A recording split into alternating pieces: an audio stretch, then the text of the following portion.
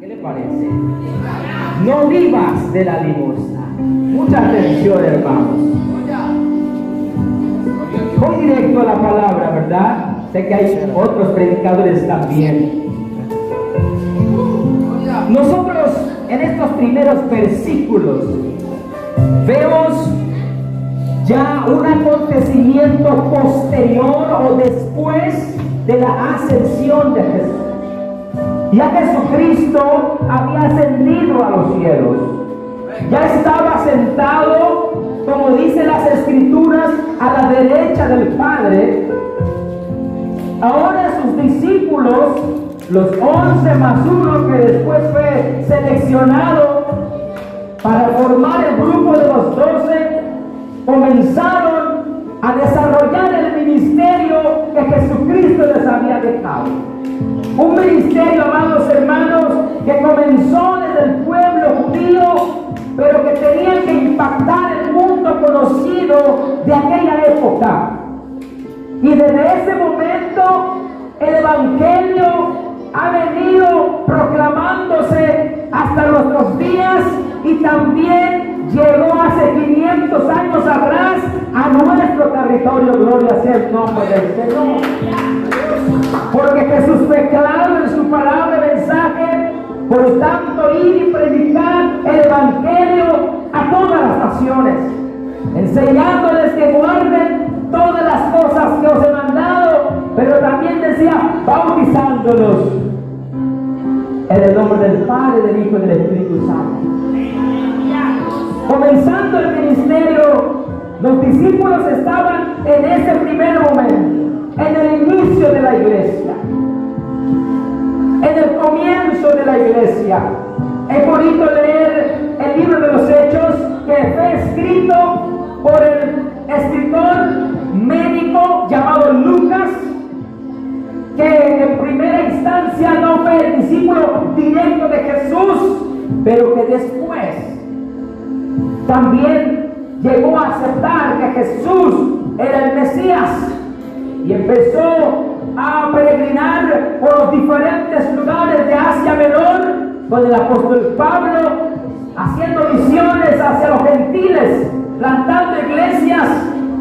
Él escribe a un tal llamado Teófilo el Evangelio de Lucas, y por su propia cuenta el médico Lucas comienza a investigar todos los hechos de Jesús. Pero cuando él termina de investigar los hechos de la vida de Jesús, luego también empieza a escribir sus experiencias al lado del gran apóstol Pablo. Él nos escribe esta carta y nos relata uno de los eventos poderosos que la Biblia nos da a conocer, nos relata, porque la Biblia también dice, con el apóstol Juan, que si se escribiera todo lo que Jesús hizo, no cabrían los libros que existen en la tierra. Por tanto, lo que hoy estamos leyendo es una minúscula parte, es una pequeña parte, pero de lo más esencial, de lo más importante para que nosotros hoy día llegásemos a conocer esta historia. Algo tiene que haber en la historia, amados. Ellos habían aprendido del Maestro Jesús. Ellos fueron discípulos directos de Jesús. Por lo tanto, si empezamos a estudiar la vida de ellos, dice que Pedro y Juan subían al templo a la hora de la oración, la hora novena, que para nosotros viene siendo como las 3 de la tarde. Estamos hablando aquí de la hora judía, que es diferente a nuestra hora, horario que nosotros usamos.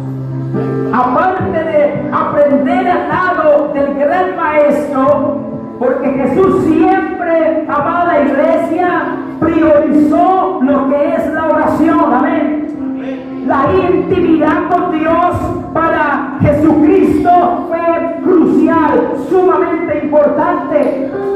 Los discípulos habían aprendido de su maestro que la oración, que la intimidad con el Padre era importante. importantísimo para el desarrollo ministerial. Aparte de esto, también, amados, no es que solo habían aprendido de Jesús, sino que era parte de la cultura judía. Ir al templo, orar, hablar con el Padre, era parte de la cultura. Era un hábito que ellos tenían. Amada familia, iglesia, hermanos, para que nuestras iglesias, hablando de las personas, no tanto de la estructura física, para poder sostener la obra, para poder hacer crecer la obra, para impactar nuestra sociedad, niños, jóvenes, familias. Déjenme decirle, amados pastores, y sé que estamos conscientes, y también le digo a la nueva generación que se viene levantando, porque por ahí escuché cuando llegué que una niña estaba llorando. Le dije, esta iglesia nunca se va a cerrar porque viene la siguiente generación, pero para que la iglesia siga, amados hermanos, tenemos que tener una intimidad con el Padre permanente. Tenemos que tener un tiempo íntimo con el Señor como hábito, como cultura nuestra, como cultura cristiana, como cultura de un discípulo. Amados, yo sé, porque eso es lo que está pasando a nivel de nuestra región en América Latina, obviamente también en los Estados Unidos, que el cristianismo, amados hermanos, lamentablemente es muy superficial hoy día. Alguien dijo que hemos crecido en anchura, pero en profundidad solo somos, amados hermanos, pero por decirlo, hemos crecido en extensión, pero en profundidad, gracias pastor, solo medimos como 5 centímetros. Los estudiosos, los teólogos de hoy. O sea, hay mucho emocionalismo, hay mucha superficialidad, falta de profundidad, de intimidad con Dios. Eso es lo que está sucediendo en el tiempo. Pero estos discípulos hasta 4 veces iban al templo para orar. Una cultura, un hábito. Un día este mismo apóstol Pedro se encontraba por allá por Jope, cerca frente al Mediterráneo, y era el lugar, tiempo, mejor dicho, de oración. No estaba cerca del templo, y fue hasta el techo de una casa, empezó a orar. ¿Se acuerdan cuando en visión Dios deja caer un lienzo y había todo tipo de cuadrúpedos, de animales, y Dios le dice, ¡come! Pero Pedro dice, no, eso es prohibido para nuestra cultura. Lo que tú llamas prohibido, ya eso está en el pasado. Mira cuán importante era para Pedro el tiempo de oración. A veces los musulmanes nos ganan demasiado.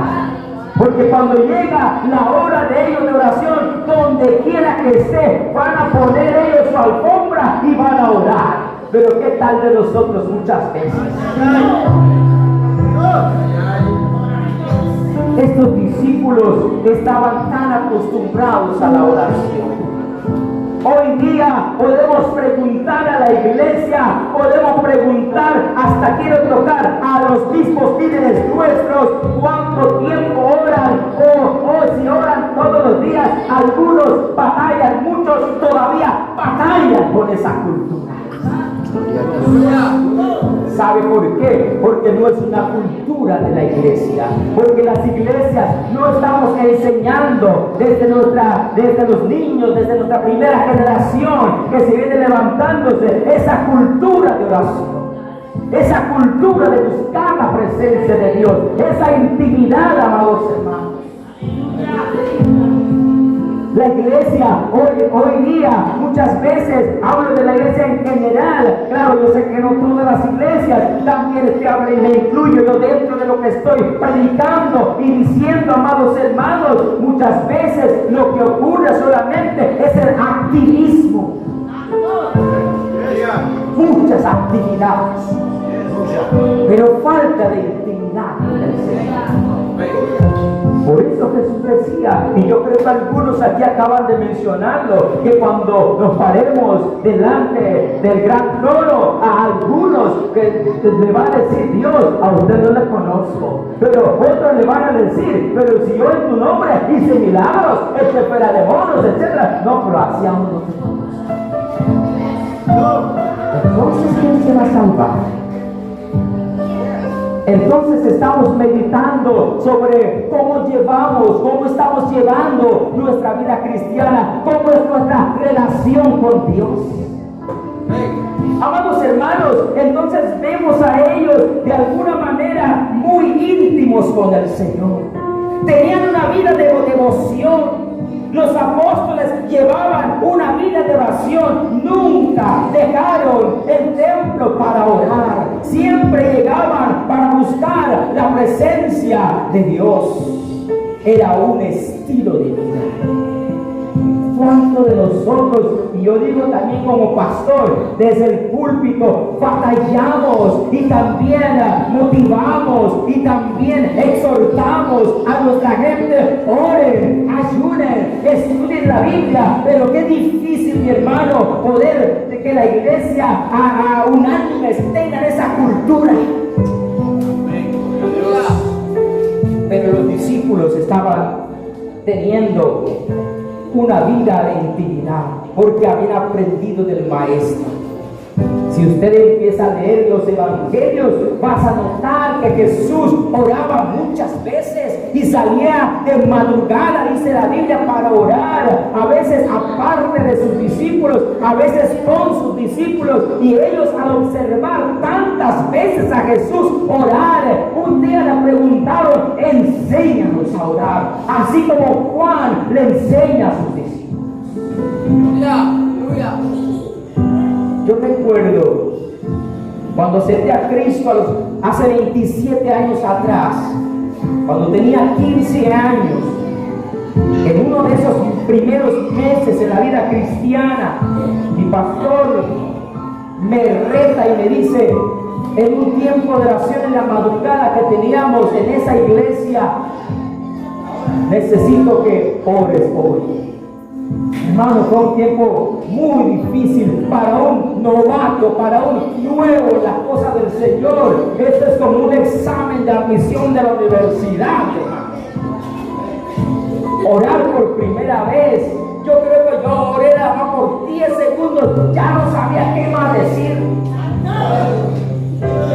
Pero al ver a mis pastores, al ver sobre todo a un pastor que tuve, un hombre de oración, un hombre de intimidad con el Señor, uno va viendo, observando, aprendiendo. Por lo tanto, lo que quiero decir, amados hermanos, hablando del ministerio, nosotros como pastores, como líderes, como personas que estamos guiando a las personas, primero tenemos que tener esa intimidad con Dios, con un estilo de vida, con una cultura de Dios.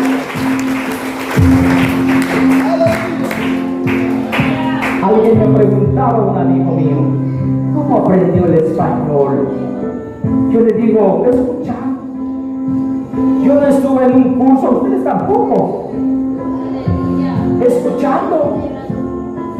Yo recuerdo cuando vine a Panamá para vivir, ya tenía 18 años, era muy grande. Peleaba para hablar bien el español, batallaba.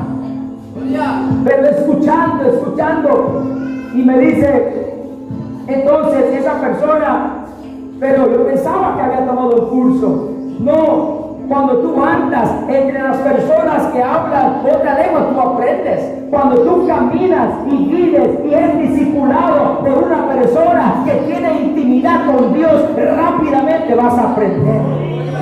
Amén. La oración sí puede ser una enseñanza, amados hermanos, teórico, pero tenemos que llevar a la práctica, porque los discípulos aprendieron del maestro viendo a ellos. Cuando nos dejan a usted así, entonces aprenderán. Vamos a ver. Ellos iban entonces como de costumbre. Yo le decía a la iglesia, al pastoreo ayer, que la iglesia de Corea lleva más de 30 años Corea del Sur, orando de madrugada. Templos de 10,000, 20,000 personas a las 4 de la mañana se llenan antes de ir al trabajo en el tiempo de la oración. Una cultura, hábito, estilo de vida, pero muchos de nosotros batallamos.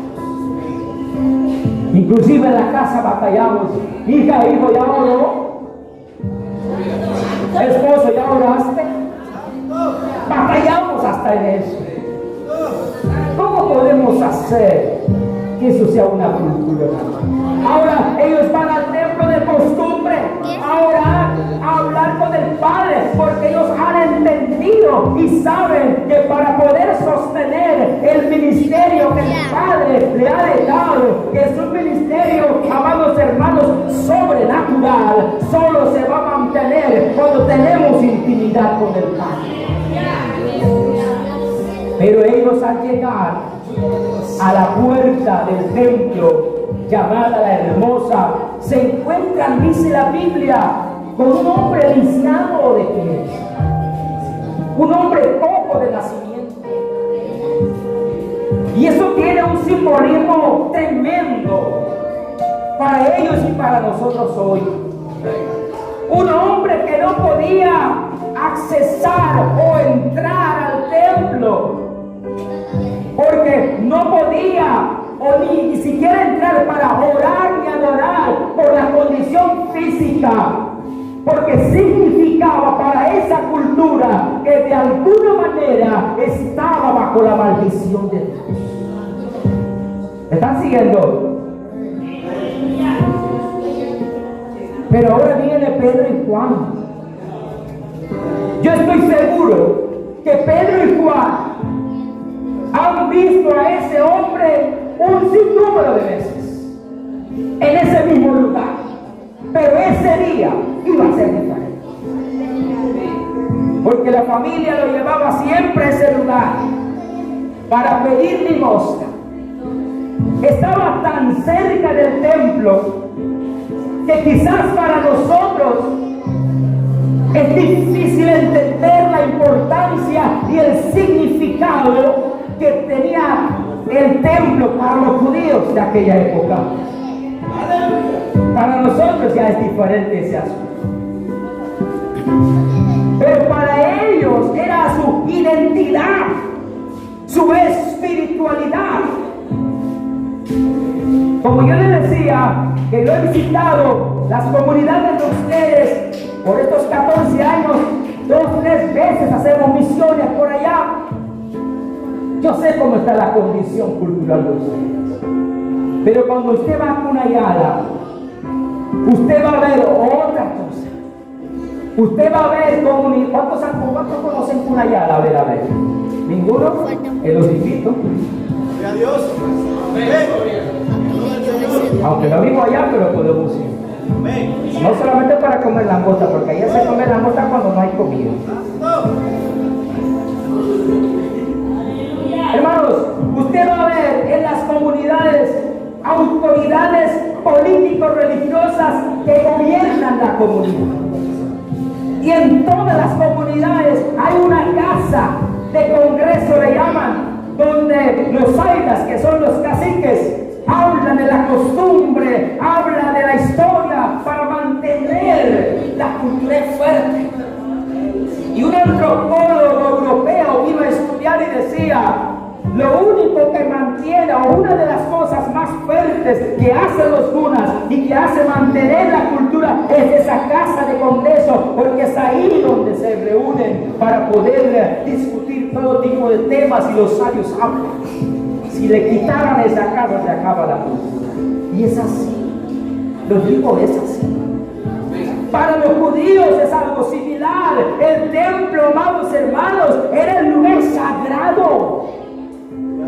Este cojo estaba en la, disculpen lo que voy a hacer, estaba sentado en la misma puerta del templo. O sea que estaba a centímetros del lugar de adoración.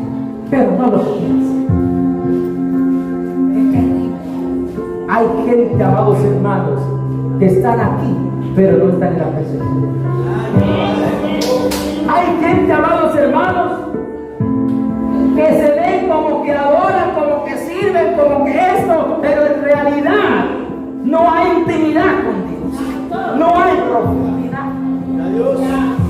Solo usted sabe. Solo yo lo sé.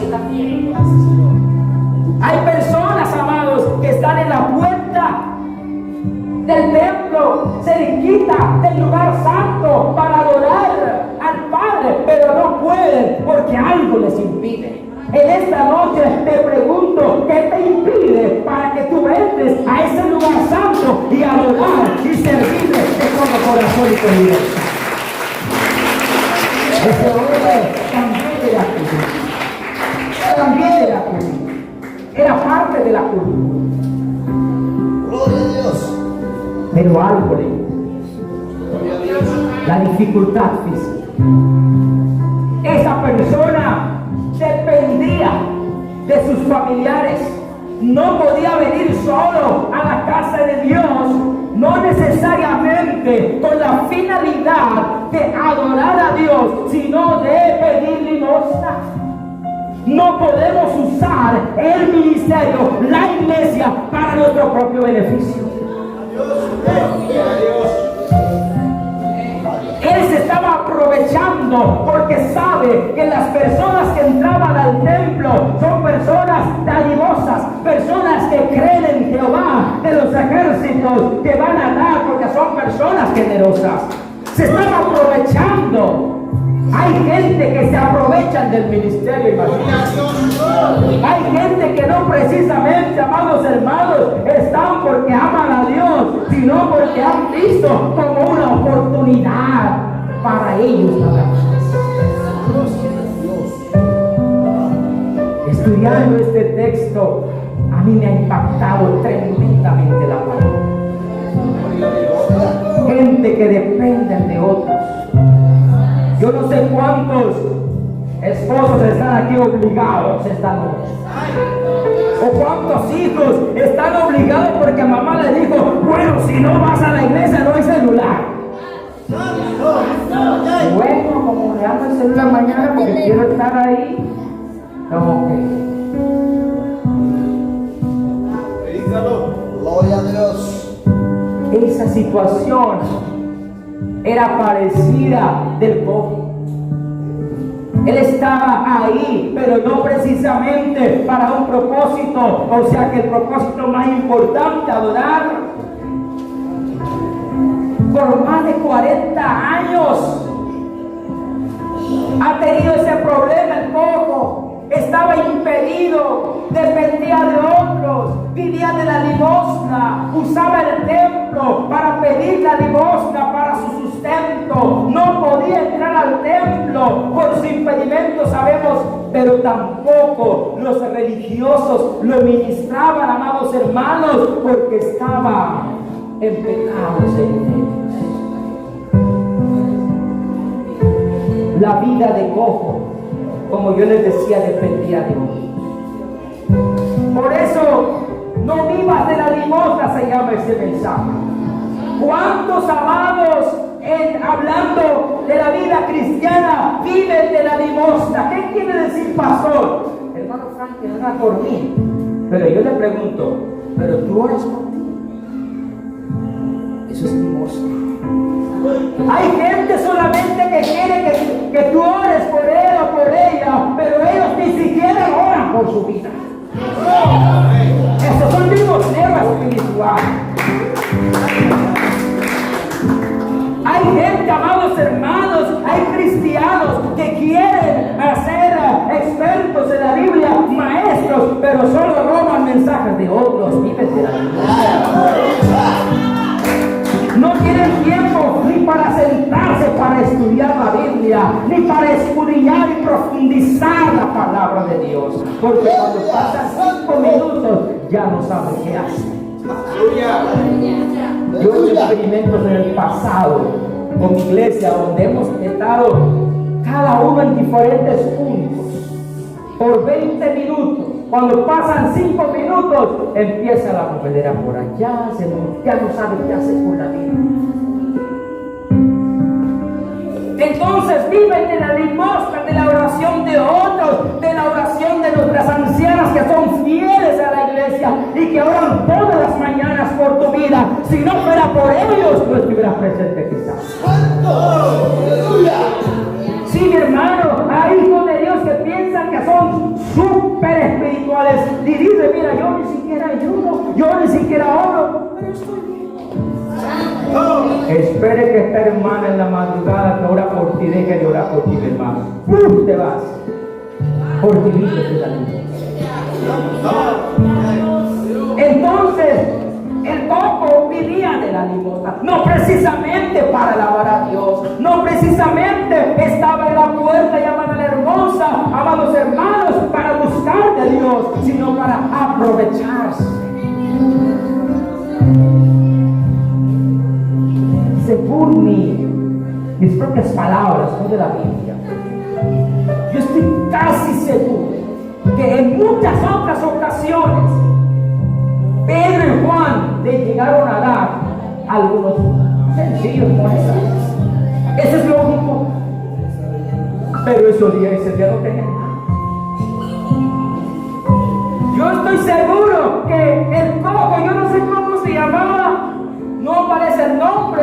¿Sabe que en la Biblia hay pocos nombres de las personas que fueron sanados? Y cuando se menciona el nombre de la persona que fue sanada, es tremendo. ¿Por qué será? Pero aquí no nos dice. Pero yo estoy seguro que el cojo estaba ahí en un lugar estratégico, y cuando vio a Pedro le empezó a pedir la limosna, porque sabe que Pedro Juan siempre le da. ¿Sí o no? Este siempre, porque son cristianos. Claro, no se llamaban cristianos en esa época. Pero algo diferente iba a ocurrir. Amados, en el quehacer ministerial, en el trabajo que hacemos como pastores, obreros, líderes, de enseñar, predicar, evangelizar, discipular, alcanzar a las comunidades. En este proceso de trabajar, de tener intimidad con Dios, también nos vamos a topar, amados hermanos, con la realidad social de nuestra vida y espiritual también. Tenemos doble trabajo. Lo que está pasando dentro de nuestra iglesia y lo que está pasando fuera de nuestra iglesia. Yo quisiera como pastor, por eso alguien dijo, todo pastor tiene dos iglesias, la iglesia que tiene y la iglesia que quisiera tener. Gloria a Dios. Yo quisiera como pastor que todos los que asisten a mi congregación fueran personas de oración, discipuladoras, firmes, maduras, pero no es así. Tengo que seguir trabajando, tengo que seguir formando, mientras atiendo también a los de afuera. Amén. Entonces tampoco solamente nuestra intimidad con Dios, tampoco es aislarnos y estar en nuestra recámara secreta y solo orar y solo ayunar, pero no me relaciono con las personas, tampoco. Amén. Ellos, mientras estaban caminando hacia esa búsqueda, hacia ese encuentro con Dios, se encontraron con la fe. Se supieron. A veces yo no entiendo como pastor y le digo con mucha humildad, como personas como nosotros pastores que estudiamos y oramos, estudiamos la palabra y oramos y no entendemos cuál es la voluntad de Dios para la iglesia. O cuál es el trabajo que tengo que hacer. Y con toda humildad lo digo, cuando a mí Dios me llamó hace 15 años atrás para trabajar de lleno, como decimos, a tiempo completo, porque yo estoy en contra de esa palabra, porque todos no tienen que trabajar a tiempo completo, en su trabajo, en la universidad, en todo lugar. Yo buscaba otras iglesias, A ver, esta iglesia me encanta, mira cómo cantan, mira cómo dirigen, tienen batería, tienen equipos de sonido. Oye, yo quisiera que mi iglesia fuera así. Iba a otra iglesia, en esa época visitaba Costa Rica y conocía otros mejores lugares, no sé, entre comillas mejores, y yo, pero no, yo quisiera que mi iglesia fuera como esta iglesia. ¿Sabe qué me dijo mi tío? Dios me dijo, vaya mi palabra. No es lo que tú ves, es lo que dice mi madre. Entonces, en el momento de buscar a Dios en intimidad, Dios no te aísla de la necesidad social. La intimidad con Dios te hace encontrar con la verdad que está pasando en este mundo.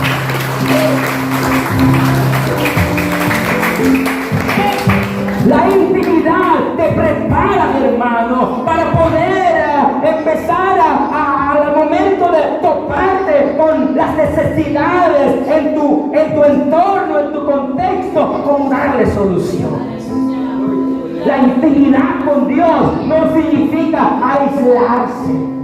No significa, bueno, yo no me quiero meter con la gente del mundo. La intimidad no significa eso. La intimidad con Dios te va a llevar, mi hermano, a que tú puedas decirle a los viciados: no tengo nada, pero lo que tengo, te doy.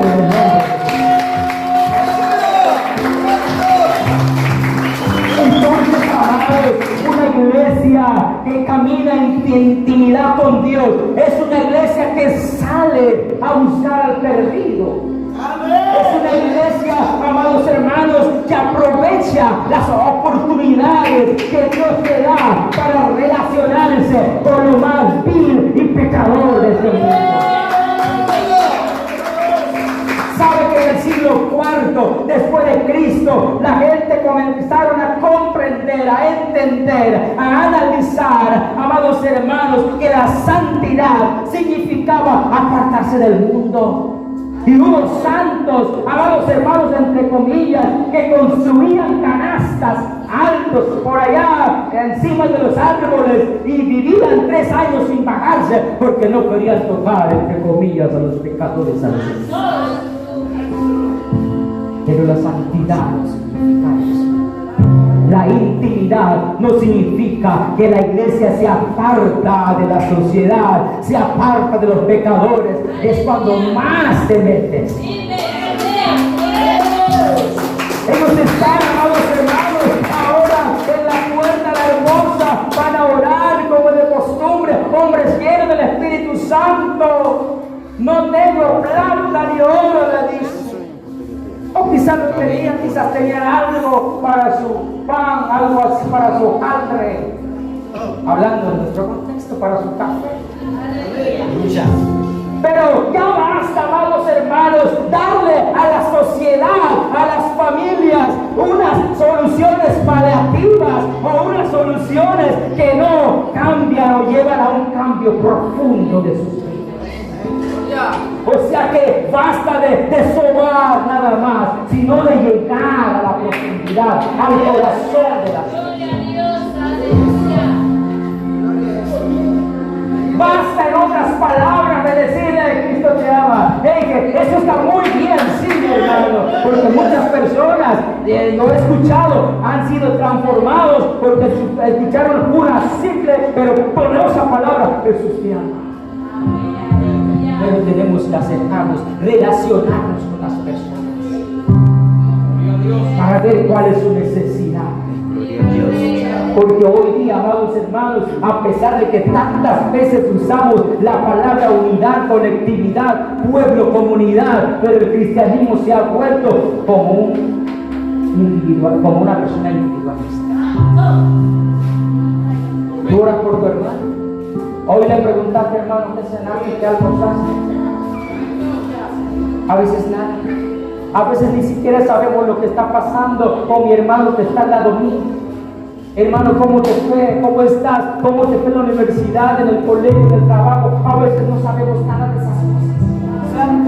Porque decimos: yo no me meto en la vida de nadie. Y los otros hermanos dicen: tampoco se metan en mi vida. Pero el cristianismo, amados hermanos, es meterse en la vida de otros.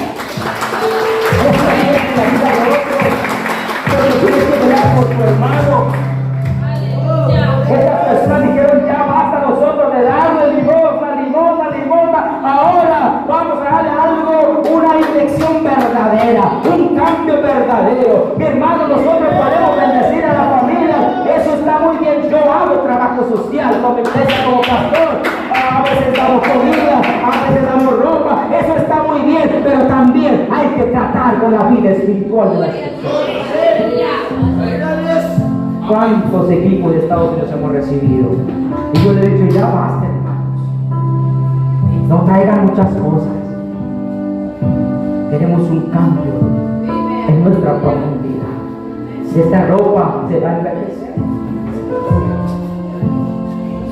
quizás es mi ropa favorita, pero de aquí a 7 años, porque yo uso mínimo 7 años la ropa, bastante dura la ropa, se va a desgastar.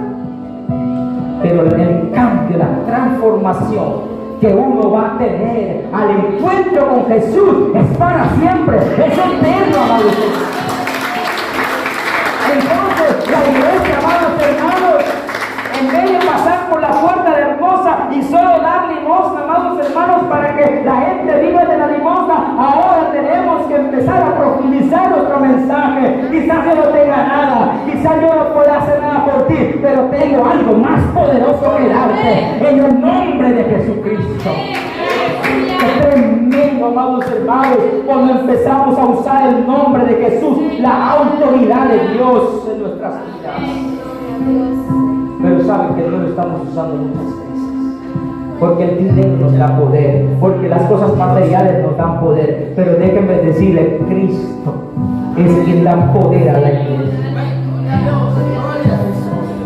Yo como misionero te digo, porque yo trabajo con Panamá, como misionero, yo quiero ver a nuestros hermanos, al pueblo nativo indígena de Panamá, 3, 4, 5, 10, 20 misioneros yéndose a África, Asia, a plantar iglesias entre los menos alcanzados. No diga, no tengo nada, en el nombre de Jesús. No tenemos ni plata ni oro, pero en el nombre de Jesús.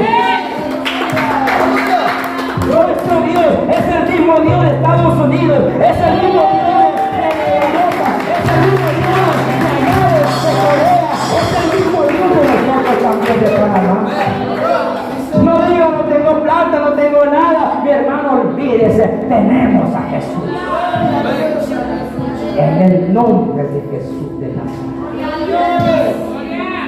¿Quiénes se vamos a levantarnos, por favor? Vamos a cantar. Un momentito, hermano.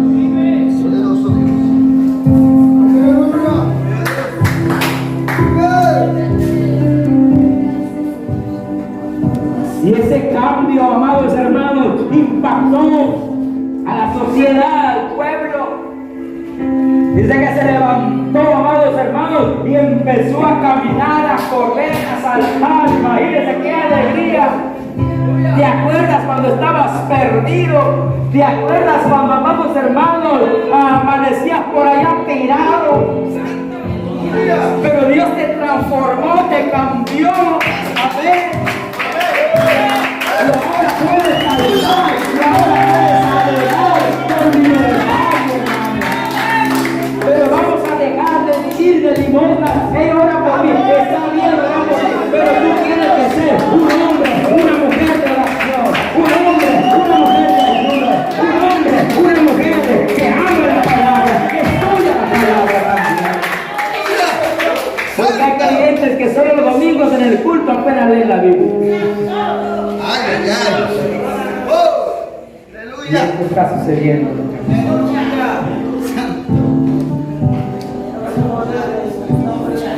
Amados, cuando ocurrió eso, él no pudo empezar con libertad para adorar. Yo recuerdo la historia también del ciego Bartimeo, que estaba en la puerta de la ciudad llamada Jericó, que no podía ni siquiera entrar al templo de Jerusalén, pero cuando fue liberado, sanado, caminó con Jesús y entró a Jerusalén y vio hasta la crucifixión de Jesús.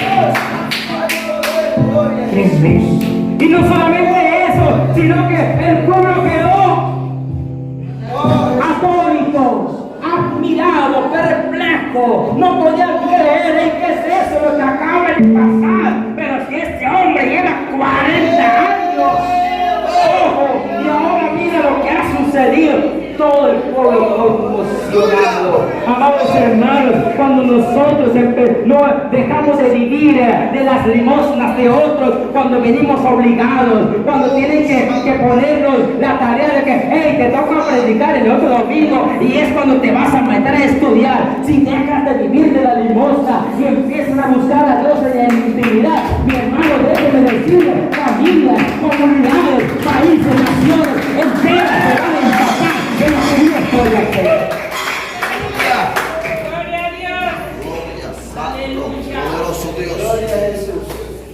Gracias, Señor. Aleluya. ¿Cuántos hoy dicen, ya no quiero vivir de la limosna? Quiero vivir en intimidad contigo. Padre, venimos delante de tu presencia. Poderoso Dios. Poderoso. Padre, gracias por tu palabra.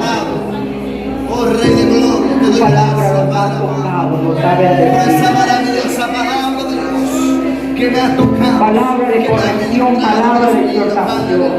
No quiero vivir de limón. Padre, te pedimos en el nombre de Jesús que nos ayudes, Padre, a tomar en seriedad la vida que tú nos has dado, esa vida nueva que proviene de ti, una vida cristocéntrica, una vida llena de ti. Queremos vivir, Señor. No queremos vivir de la limosna, obligado. No queremos vivir, Señor, de esa manera, donde nos tienen que exhortar 1.014 veces para que oremos, estudiemos. Queremos ser amantes de ti, Señor. Queremos amar y vivir en tu palabra. Así, Padre, como decía Josué, meditar en tu palabra día y noche. Así como el apóstol Pablo también decía a los de Tesalónica, orar sin cesar. Padre, ayúdanos a fortalecer nuestra intimidad contigo, a profundizar nuestra relación contigo, Señor. Al escuchar tu palabra, al escuchar tu mensaje, con toda humildad, Señor, tomamos ese consejo, Padre, y tomamos la decisión de comenzar a vivir de una manera más profunda. Ayúdanos, Señor. Dejamos a un lado la vida superficial. Dejamos a un lado la vida del limosnero espiritual. Queremos entrar en una vida, Señor, de madurez, de dar frutos, de ser llenos de ti, Señor. Padre, que tú bendigas esta iglesia. Esta iglesia, Señor, y las demás iglesias que también hoy nos acompañan, puedan seguir creciendo en esa intimidad y en esa relación contigo, Señor, para dar soluciones concretas, precisas y eternas a este mundo que tanto te necesita, Señor. Que en los próximos 14 años esta iglesia, Padre Santo, tú la uses de una forma poderosa. Que en estos próximos 14 años, Señor, que siempre recuerden esta palabra, aunque no tenga ni plata ni oro, pero lo que tengo te doy en el nombre de Jesús. Gracias, Padre.